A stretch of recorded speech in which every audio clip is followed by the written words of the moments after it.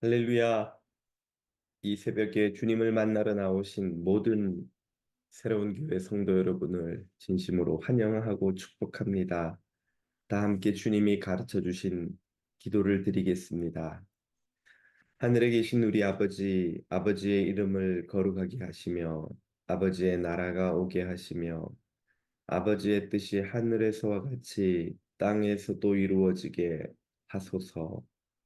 오늘 우리에게 일용할 양식을 주시고 우리가 우리에게 잘못한 사람을 용서하여 준 것 같이 우리를 용서하여 주시고 우리를 시험에 빠지지 않게 하시고 악에서 구하소서.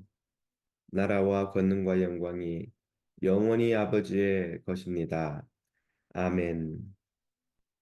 선하신 아버지 하나님, 오늘 이 아침에도 숨 쉬고 눈 뜨고 주님 앞에 나오는 이 모든 것이 하나님의 한없는 은혜입니다.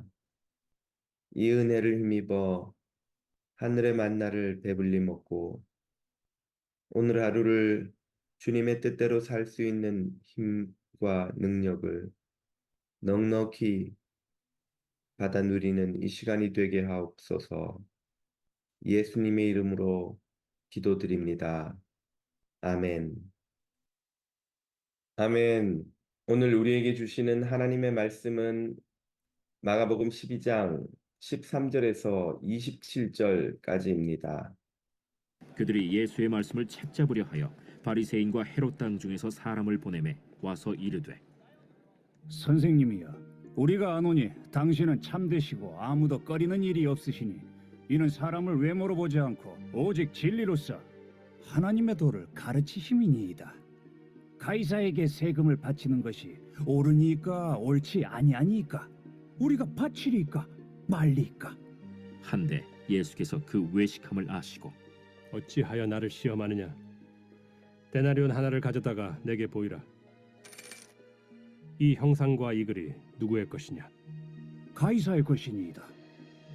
가이사의 것은 가이사에게, 하나님의 것은 하나님께 바치라.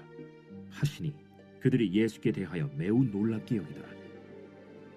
부활이 없다 하는 사두개인들이 예수께 와서 물어 이르되 선생님이여, 모세가 우리에게 써주기를 어떤 사람의 형이 자식이 없이 아내를 두고 죽으면 그 동생이 그 아내를 취하여 형을 위하여 상속자를 세울지니라 하였나이다. 칠형제가 있었는데 마지가 아내를 취하였다가 상속자가 없이 죽고, 둘째도 그 여자를 취하였다가 상속자가 없이 죽고, 셋째도 그렇게 하여 일곱이 다 상속자가 없었고 최후의 여자도 죽었나이다. 일곱 사람이 다 그를 아내로 취하였으니 부활 때 곧 그들이 살아날 때 그 중에 누구의 아내가 되리까? 너희가 성경도 하나님의 능력도 알지 못함으로 오해함이 아니냐? 사람이 죽은 자 가운데서 살아날 때에는 장가도 아니가고 시집도 아니가고 하늘에 있는 천사들과 같으니라. 죽은 자가 살아난다는 것을 말할진대 너희가 모세의 책 중 가시나무 떨기에 관한 글에 하나님께서 모세에게 이르시되 나는 아브라함의 하나님이요 이삭의 하나님이요 야곱의 하나님이로라 하신 말씀을 읽어보지 못하였느냐? 하나님은 죽은 자의 하나님이 아니요 산 자의 하나님이시라. 너희가 크게 오해하였도다. 아멘. 진리를 깨닫는 길은 무엇일까요? 예수님이 성전을 청결케 하신 후 분노한 대제사장 무리는 평소 경쟁하던 무리들과 손을 잡고 본격적으로 예수님을 함정에 빠뜨리려 시도합니다. 거기에 바리새인과 헤롯 당과 사두개인이 총동원되지요. 그러나 이런 시도는 오히려 그들의 교활함과 무지함을 낱낱이 고발할 뿐이었습니다. 먼저 바리새인과 헤롯 당이 손잡고 함께 예수님께로 왔습니다. 엄격한 종교인인 바리새인과 세속적인 정치인 헤롯 당은 서로 추구하는 바도 다르고 평소 서로를 경멸하던 관계였지만 기득권의 위협이라는 공통의 문제 앞에서 손을 잡습니다. 그들은 예수님을 칭찬하는 척하며 황제에게 세금을 바쳐야 하는지 말아야 하는지를 물어 예수님을 함정에 빠뜨리려 합니다. 세금을 바치라 하면 바리새인이 매국노라며 대중에게 예수님을 비난할 거리를 얻는 것이요. 바치지 말라 하면 친로마 정치 세력인 헤롯 당이 예수님을 로마 정부에 고발할 거리를 얻는 것이었습니다. 그러나 예수님은 그들의 교활함을 이미 아시고 황제의 것은 황제에게 하나님의 것은 하나님에게 바치라고 하심으로 그들이 대응할 계략을 찾지 못하도록 무너뜨리셨습니다. 이어서 대제사장을 중심으로 한 제사장을 배출해온 무리 사두개인들이 나서서 역시 예수님을 시험에 빠뜨립니다. 그들은 바리새인과 달리 부활을 부정하는 이들이었기에 예수님에게 질문하기를 일곱 형제와 차례로 결혼한 여자의 예를 들며 부활 후 누구의 아내가 되겠느냐? 곧 부활은 말도 안 되는 주장이라는 논리를 펴니다. 예수님에게서 바리새인의 가르침을 부정하는 답을 얻어내려 했던 것이죠. 부활이 없다 하는 결론을 그들은 기대했던 것입니다. 그러나 예수님은 신명기와 출애굽기를 인용하셔서 부활은 사실이며 부활의 삶은 사두개인들이 상상하듯 이 땅에서처럼 결혼하는 방식의 삶이 아님을 설명하셨습니다. 예수님은 사두개인들에게 성경을 읽어보지 못하였느냐 하고 물으시며 성경도 하나님의 능력도 몰라서 오해한 그들의 무지를 꼬집으셨습니다. 사두개인들은 성전을 중심으로 제사장 역할을 하는 이들입니다. 그들이 출애굽기와 신명기를 읽지 못했을 리가 없습니다. 그런데 왜 그들은 성경도 모르고 하나님의 능력도 모른다는 꾸지람을 받았던 것일까요? 이것은 그들이 가진 욕심과 편견이 눈을 가렸기 때문입니다.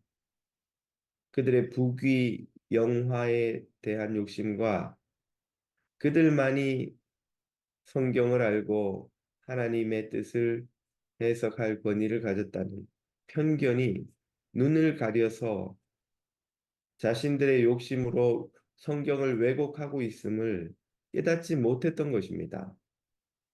그렇기에 성경을 읽고도 성경의 뜻도 하나님의 능력도 알 수 없었던 것이지요. 그렇기에 하나님의 아들을 보고도 그분의 말씀을 듣고도 알아보지 못하고 오히려 예수님을 박해하고 죽이는데 앞장섰던 것입니다. 사람의 꾀를 의지하는 사람은 무지에 빠집니다. 악에 빠집니다. 그 무지와 악의 늪에서 스스로 빠져나올 재간이 없습니다.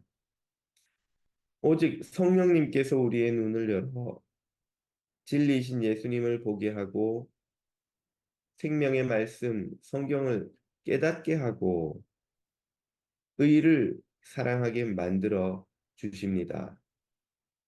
성령님이 우리 눈을 열어 주실 때에 우리는 성경을 알고 하나님의 능력도 알 수 있습니다. 오늘 우리는 무엇을 의지하여 하나님 앞에 서 있는지요? 우리 스스로의 꾀, 우리의 지혜, 우리의 판단력을 의지하지 않습니까?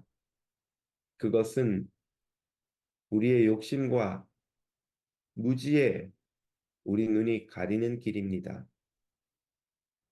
어리석은 욕심을 내려놓고 무지와 편견을 내려놓고 성령님께서 우리의 눈을 열어주시도록 기도해야 합니다.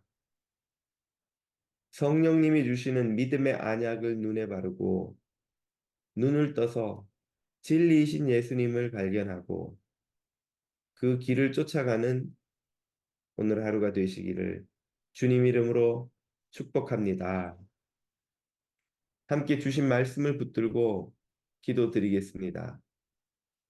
성령님이 우리를 거듭나게 해 주시기를, 마음에 가득한 욕심과 편견을 버리고 주님의 말씀과 진리를 깨달아 알고 의의 길 가게 해 주시기를 기도합니다. 내일 있을 주일 예배를 위해 기도합니다. 성령의 기름 부음을 모든 예배자에게 허락해 주셔서 예배에 들어오기 전부터 하나님의 충만한 임재를 경험하고 예배를 마칠 때까지 주님의 영이 우리의 생각과 마음과 모든 것을 다스려 주시기를 구하겠습니다. 내일은